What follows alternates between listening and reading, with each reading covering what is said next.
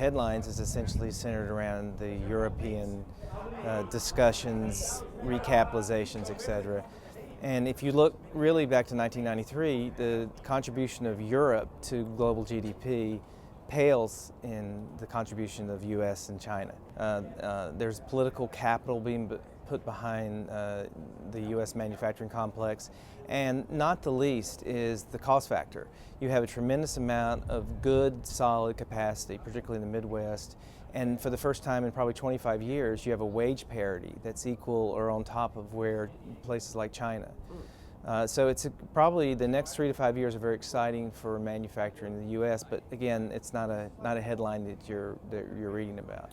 I think the case is you have to withstand the temporary volatility, and that's what I think it is. Anytime you have an elevated volatility index like we've had for the really since July, it scares people, and mainly it's because you have buyers who are hedging their purchases and sellers who are hedging their shorts.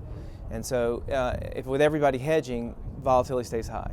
And I think you're going to need some direction, particularly out of, I think, some settling out of Europe in the headlines to give people the comfort that the underlying economic picture is not falling apart, and that volatility will drop. The 10-year bond is saying that the equity market should be valued, the S&P 500 should be valued around 600. Conversely, the equity market is saying that the 10-year bond should be yielding around 6.5%.